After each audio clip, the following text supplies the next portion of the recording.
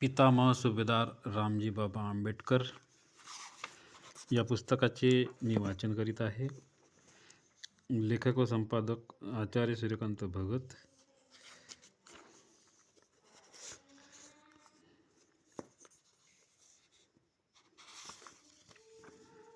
याच्यात पहिलं प्रकरण आहे महायोद्धा मालोजीराव सपकाळ.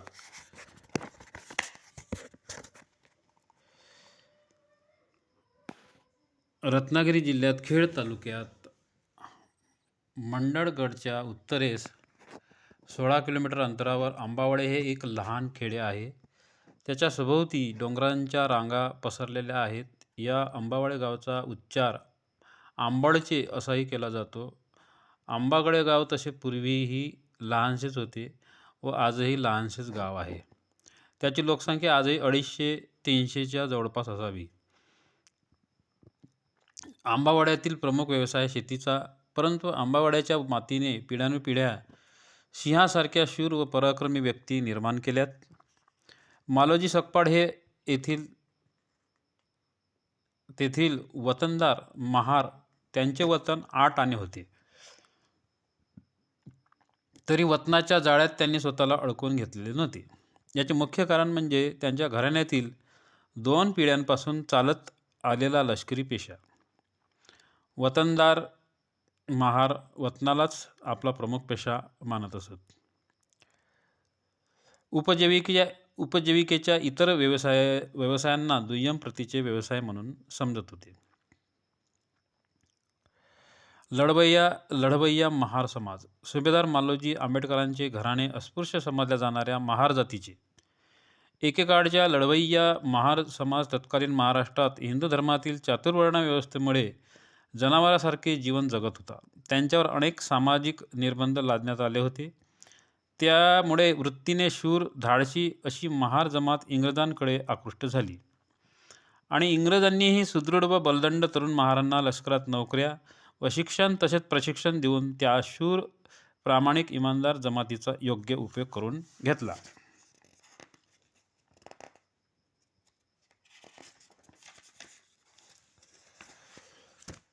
मालोजीचे पूर्वजही लष्करात होते.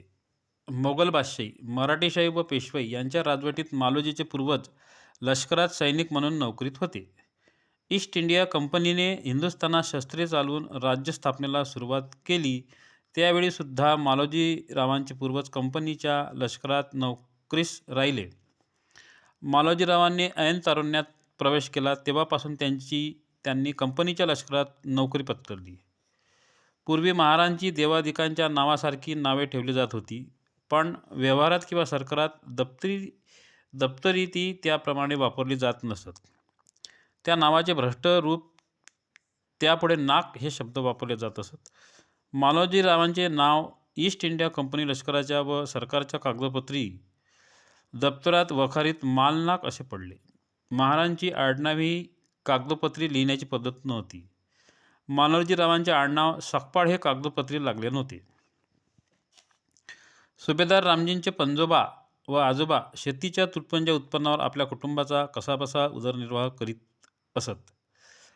त्यांची आंबावडे या गावी मालकीची 2 हेक्टर 59 आर जमीन होती. त्यांचे मूळ आडनाव होते सकपाळ, परंतु ते कुटुंब आंबावडे गावचे राहणारे असल्यामुळे त्यांना आंबावडेकर असेही म्हणत असत. आंबावडेकर हे आडनाव उच्चारण्यासाठी अवघड वाटायचे म्हणून सातारा येथील लष्करी छावणीच्या प्राथमिक शाळेतील आंबेडकर नावाचे ब्राह्मण शिक्षक भीमाला आंबावडेकर ऐवजी आंबेडकर ह्या आपल्याच आडनावाने हाक मारीत. त्यांनी शाळेच्या दाखलखारीत पणजीमध्येही तशी नोंद केली. हे जरा वादातीत आहे, कारण ब्राह्मणाने हे नाव दिलं असं नाही, तर त्या गावावरून आंबेडकर पडलं असावं असं आहे. भीमरावाचे वडील रामजीबाबा सकपाळांनाही हा बदल आवडला. तेव्हापासून आंबावडेकर सकपाळाचे आडनाव आंबेडकर असे पडले आणि सुभेदार रामजीबाबा देखील स्वतःला सुभेदार रामजी मालोजी असे म्हणून घेण्यात गौरव मानित. प्राध्यापक हुदलीकरांना आपल्या बालपणीच्या आठवणी सांगताना डॉ. बाबासाहेबांनी ही आठवण सांगितली. मालोजी रावांचा लष्करात प्रवेश. मोगल, मराठे व पेशवे यांच्या लष्करातील लोकांना आपल्या गावचा संबंध तोडून दूरवर राहण्याचे प्रसंग फारसे येत नसत. कंपनीच्या लष्करातील लोकांना मात्र असले प्रसंग येत. मालोजीरावांनी कंपनीच्या लष्करात प्रवेश केल्यानंतर त्यांना अनेक लढायांवर अनेक ठिकाणी जावे लागत होते. त्यामुळे त्यांच्या आंबावाडे गावाशी फारसा संबंध राहिला नाही. त्यांचे मुलगे लष्करात नोकरीस लागल्यानंतर त्यांना पेन्शन मिळाली. ते हवालदाराच्या हुद्द्यावरून पेन्शनीत निघाले. त्यानंतर ते मुलांच्याकडे राहिले, ते स्वगावी जाऊन राहिले नाहीत. त्यामुळे वतनदारी व शेतीवाडी ही कामे करण्याचे प्रसंग त्यांच्यावर आले नाहीत.